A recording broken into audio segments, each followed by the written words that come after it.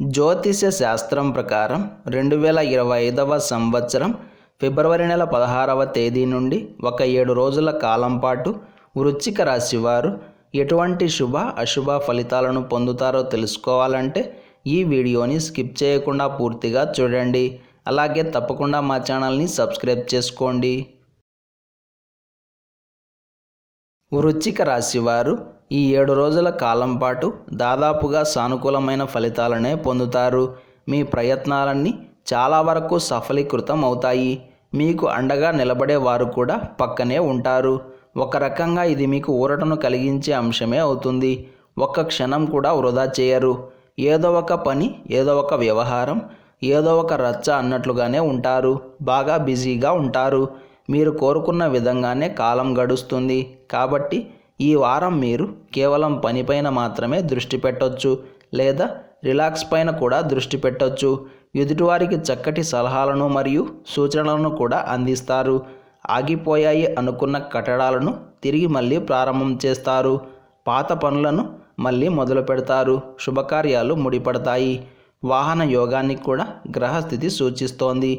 ఆరోగ్యం కూడా మెరుగ్గా ఉంటుంది. మొత్తం మీద వృశ్చిక రాశి వారికి దాదాపుగా కాలం అనుకూలంగా ఉంది. ఈ వారంలో సుమారుగా 4-5 రోజులు మీకు చక్కగా అనుకూలిస్తున్నాయి. ఆదివారం, సోమవారం, గురువారం మరియు శుక్రవారాలు మీకు అద్భుతంగా కలిసి వస్తాయి. ప్రతిరోజు విష్ణు సహస్రనామ స్తోత్రాన్ని పారాయణం చేయండి.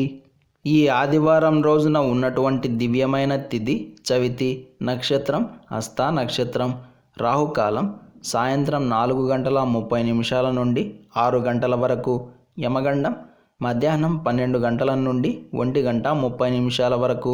అలాగే ఈ రోజు యొక్క శుభ సమయాలు ఉదయం 9 గంటల నుండి 9:40 వరకు, తిరిగి రాత్రి 7 గంటల నుండి 7:40 వరకు. దుర్ముహూర్తం సాయంత్రం 4:42 నుండి 5:28 వరకు. వర్జ్యం ఉదయం 11:04 నుండి 12:51 వరకు. ఈ రోజు యొక్క తిథి, వార, నక్షత్రాలను అనుసరించి ఉపనయనాలకు, గృహ ప్రవేశాలకు కాలం అనుకూలంగా ఉంది. మాఘమాసంలో వచ్చే ఆదివారాల యొక్క విశిష్టత ప్రత్యేకంగా చెప్పనవసరం లేదు. ఈ క్రమంలో మనం ఈ రోజున ఎంత విస్తారంగా సూర్యారాధన చేస్తే అంత శుభప్రదమైన యోగాలను పొందుతారు. లేవు అన్న పదం లేకుండా అన్ని రకాల సౌకర్యాలు, భోగభాగ్యాలు, అష్ట ఐశ్వర్యాలు ప్రాప్తిస్తాయి. కాబట్టి ఈరోజు యథాశక్తిగా సూర్యారాధన చేయండి. సూర్యుడి ప్రీతిగా దాన ధర్మాలు చేయండి. మాంసాహారం అస్సలు తీసుకోవద్దు. బ్రహ్మచర్యం పాటించాలి. క్షవరం చేసుకోకూడదు.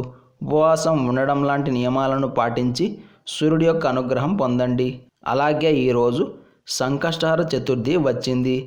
మాఘమాసంలో వచ్చే సంకష్టహర చతుర్థికి గొప్ప విశిష్టత ఉంది. అందుకే గణపతిని కూడా యథాశక్తిగా పూజించాలి. నువ్వుల ఉండను స్వామివారికి నైవేద్యంగా పెట్టండి. ఈ రోజంతా మనం ఓం సూర్యనారాయణాయ నమః అనే మంత్రాన్ని పదే పదే జపిస్తూ ఉండాలి. ఇలాగే ప్రతిరోజు పంచాంగ వివరాలను తెలుసుకోవడానికి మా ఛానల్ని ఇప్పుడే సబ్స్క్రైబ్ చేయండి.